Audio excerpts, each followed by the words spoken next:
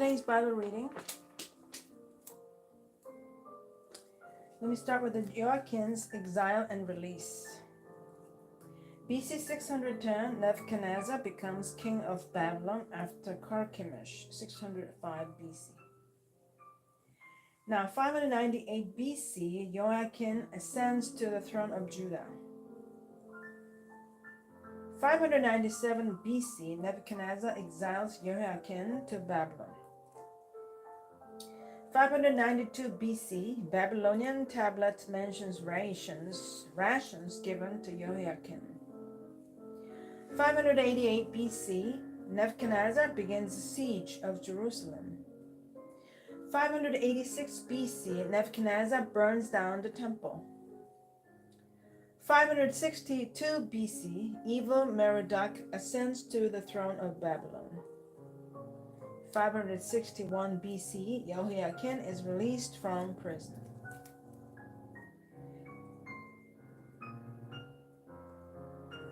Today's Bible reading begins with the 2 Kings 25, 27 through 30. Jehoiakim released from prison. 25, 27, 2 Kings. Now it came to pass in the 37th year of the captivity of Jehoiakim, king of Judah, in the 12th month, on the 27th day of the month, that evil Merodach, king of Babylon, in the year that he began to reign, released Jehoiakim, king of Judah, from prison. He spoke kindly to him and gave him a more prominent seat than those of the kings who were with him in Babylon.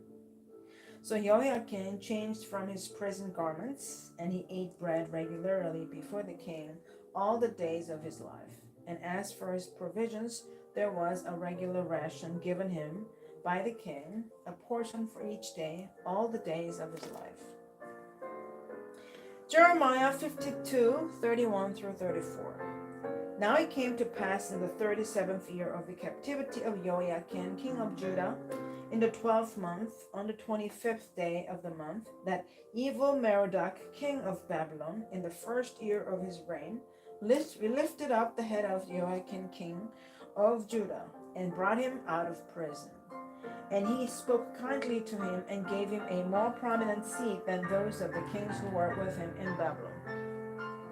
So Jehoiakim changed from his prison garments, and he ate bread regularly before the king all the days of his life. And as for his provisions, there was a regular ration given him by the king of Babylon, a portion for each day until the day of his death, all the days of his life.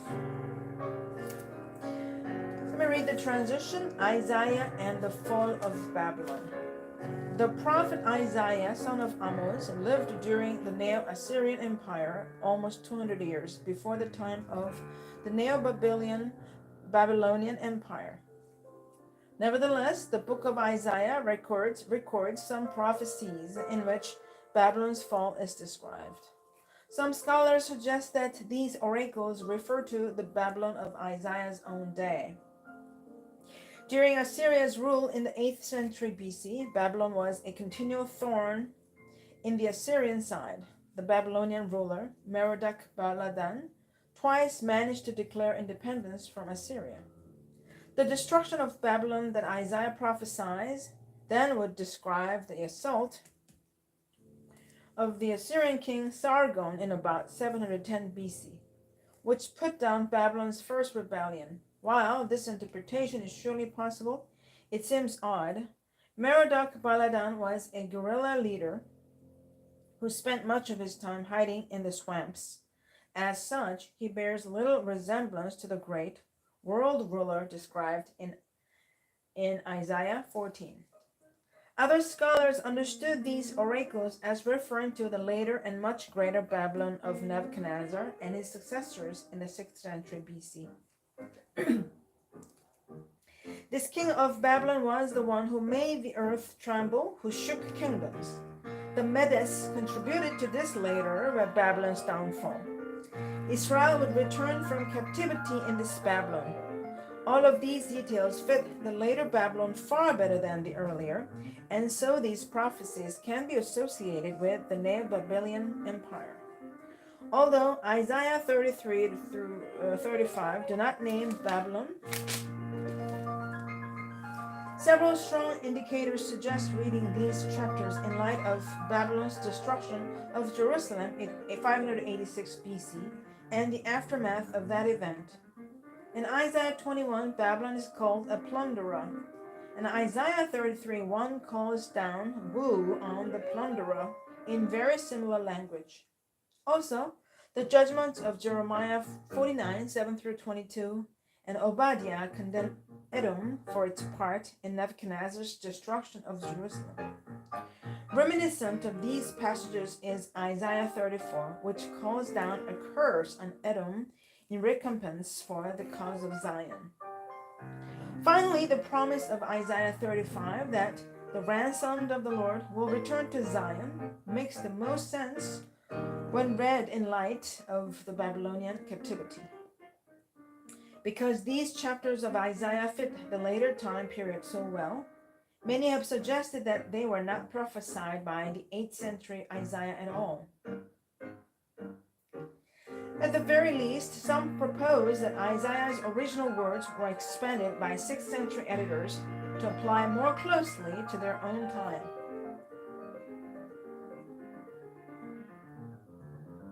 Others, though, accept Isaiah as the author and treat these words as a foretelling of the distant future.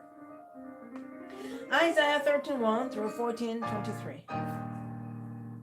The burden against Babylon which Isaiah the son of Amoz saw. Lift up a banner on the high mountain. Raise your voice to them. Wave your hand, that they may enter the gates of the nobles. I have commanded my sanctified ones. I've also called my mighty ones for my anger, those who rejoice in my exaltation, the noise of a multitude in the mountains, like that of many people. A tumultuous noise of the kingdoms of nations gathered together. The Lord of hosts musters the army for battle. They come from a far country, from the end of heaven. The Lord and his weapons of indignation to destroy the whole land. Wail, for the day of the Lord is at hand. It'll come as destruction from the Almighty. Therefore all hands will be limp, every man's heart will melt, and they will be afraid. Pangs and sorrows will take hold of them. They'll be in pain as a woman in childbirth. They'll be amazed at one another. Their faces will be like flames. Behold, the day of the Lord comes, cruel with both wrath and fierce anger, to lay the land desolate, and he will destroy its sinners from it. For the stars of heaven and their constellations will not give their light. The sun will be darkened in its going forth, and the moon will not cause its light to shine. I'll punish the world for its evil, and the wicked for their iniquity. I'll halt the arrogance of the proud, and will lay low the haughtiness of the terrible. I'll make a mortal more rare than fine gold, a man more than the golden wedge of Ophir. Therefore I will shake the heavens, and the earth will move out of her place. In the wrath of the Lord of hosts, and in the day of his fierce anger, it shall be as the hunted gazelle, and as a sheep that no man takes up. Every man will turn to his own people, and everyone will flee to his own land. Everyone who is found will be thrust through, and everyone who is captured will fall by the sword. Their children also will be dashed to pieces before their eyes. Their houses will be plundered, and their wives ravished. Behold, I will stir up the Medes against them, who will not regard silver, and as for gold, they will not delight in it. Also their bows will dash the young man to pieces, and they'll have no pity on the fruit of the womb. Their eye will not spare children, and Babylon, the glory of kingdoms, the beauty of the Chaldeans' pride, will be as when God overthrew Sodom and Gomorrah. It'll never be inhabited.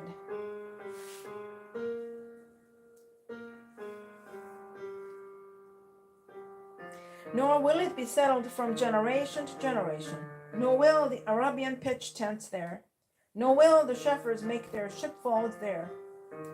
But wild beasts of the desert will lie there, and their houses will be full of owls. Ostriches will live there, and wild goats will caper there. The hyenas will howl in their citadels, and jackals in their pleasant palaces. Her time is near to come, and her days will not be prolonged.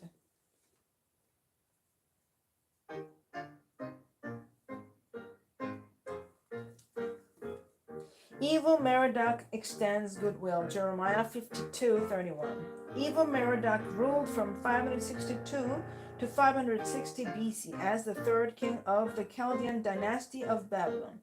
His Akkadian name, Amel Marduk, means man of Marduk.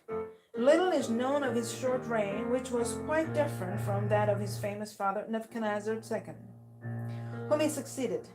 Nebuchadnezzar conducted several campaigns, including the conquering of Jerusalem, while no military engagements of evil Merodach are recorded in the known ancient literature. The only mention of evil Merodach in the Bible appears in two virtually identical references to the release of King Jehoiakim of Judah. Jehoiakim was taken captive and exiled to Babylon in 597 BC by Nebuchadnezzar II. The historian of the books of Kings dates Jehoiakim's release to the 37th year of his captivity, which is usually reckoned as March 561 BC.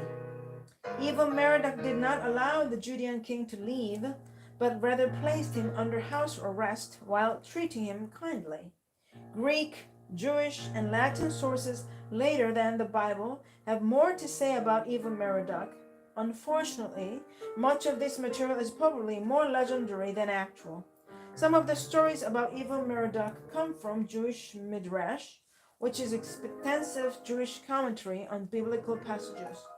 The Babylonian chronicler Berosus does write that evil Merodach was assassinated soon after he released Jehoiakim.